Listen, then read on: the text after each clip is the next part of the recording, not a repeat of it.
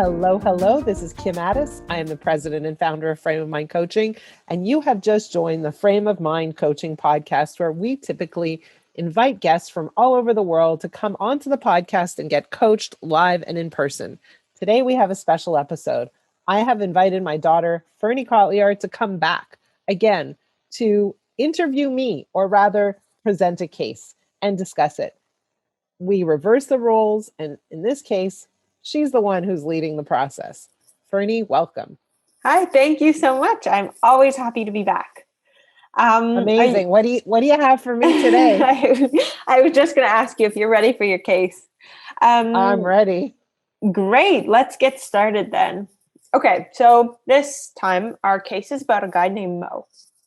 Mo. Yeah.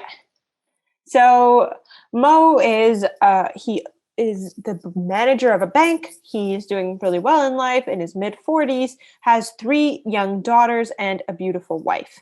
A few years ago, his father passed away, and his mother started to get closer to him and his wife and his kids. And she has honestly just been such a great role model for his daughters. She babysits, she takes care of them, and they've really, really developed such a close relationship. And he honestly could not be happier about that. And so with time, she has developed such a good relationship with them.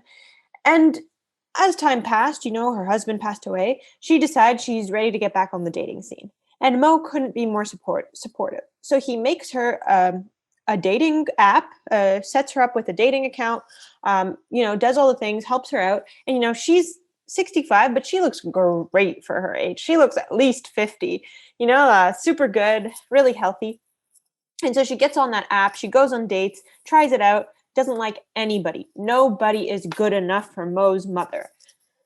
Okay, so no one's good enough. Eventually, there's this retreat, the singles retreat in Las Vegas. And Mo says, you should go. Worst that happens is you had a good time. You come back with some stories. So she's like, okay, I'll go. She heads out and doesn't call him for the entire week. Few weeks go by, she calls him, a little updates here and there, but nothing really, just text. And so finally, 3 weeks later, she's okay. She calls him up and says, Mo, you won't believe it. And he's like, what? Like, I haven't heard from you in so long. Tell me what's going on. She says, I'm married. And he says, what? She goes, I got married.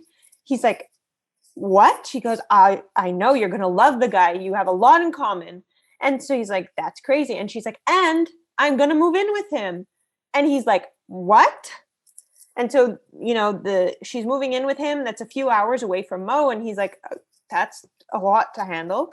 So she comes back with her new husband, and they're going to meet Mo for the first time. She comes back, has to pack all of her things. And so they meet at this restaurant. And, he sees his mother, super happy to see her. And she leans over and talks to this young guy who, I don't know, he seems a bit lost. He's wearing flip-flops at this nice restaurant. It's a bit weird.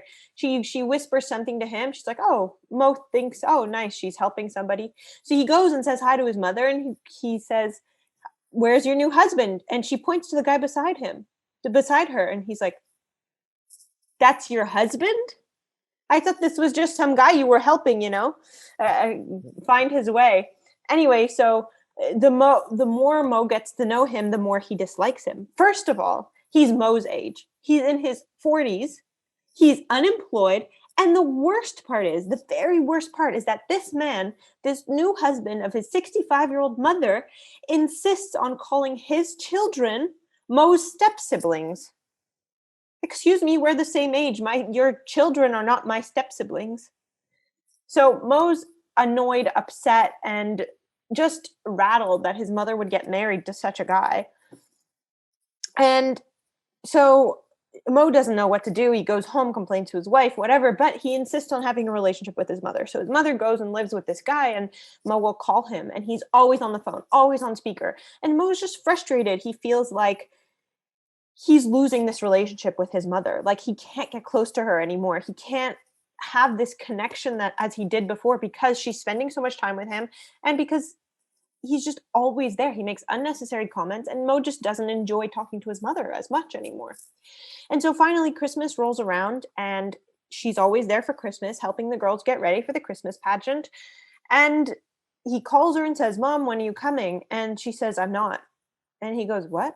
She's like, "Yeah, my husband is taking me on a trip this Christmas, and I'm so excited to go." And that's it. That's the last straw for Mo. He doesn't know what to do.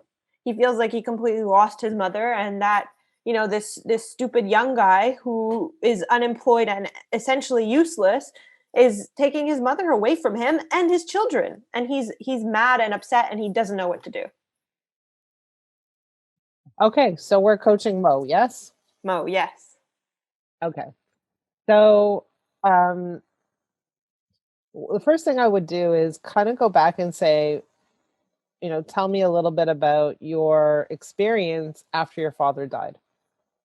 Tell me about your mom. How did she react? How did she respond to this experience? And what was it like for you? What were you concerned about for your mom? What were you worried about? What did you want more than anything for your mom? Right? What did you want for your mom? What were you afraid of for your mom? So go have him go back to that experience and share some of the fears, the worries, the desires, the goals, um, and relive some of the aftermath of his father's passing. And my guess is that what I would find out from Mo is that what he really, really wants for his mother is for her to be super happy, Of course. for her to be alive and vibrant and engaged and independent and having a great time, living a good life. And so, I would help him really get clear about what he wants for his mother. And there's a distinction between what he wants for his mother and what he thinks his mother should have. Tell me more about that distinction.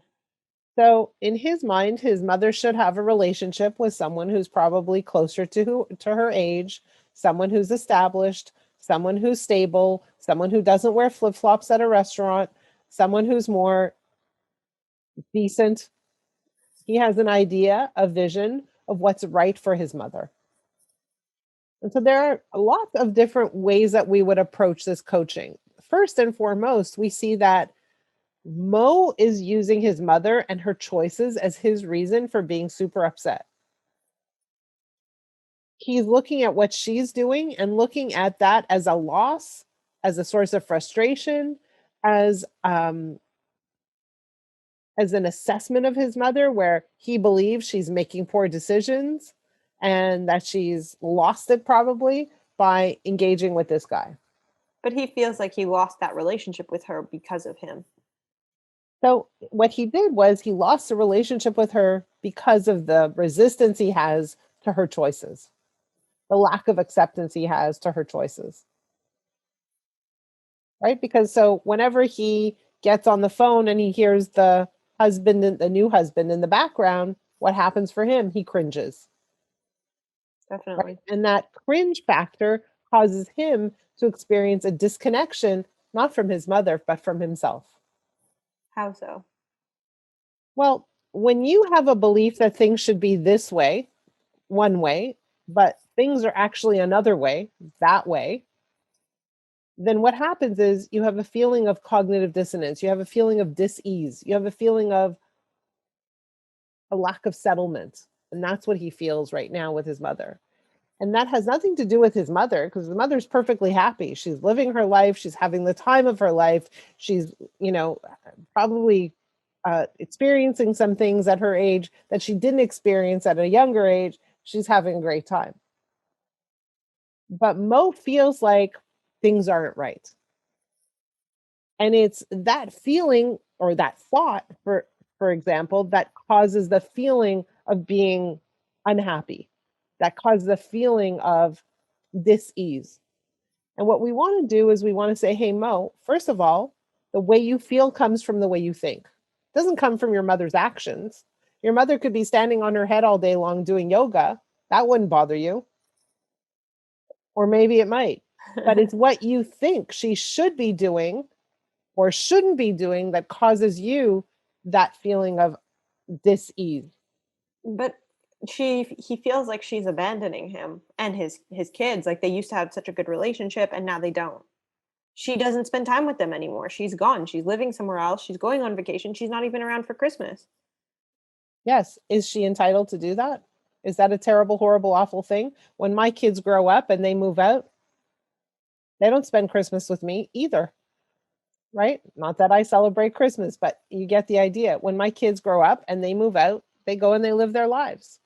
And so I have two choices. I can feel bad for myself, I can feel sad for myself, or I can stand on the sidelines and cheer them on for living an extraordinary life, for living the life that they're choosing.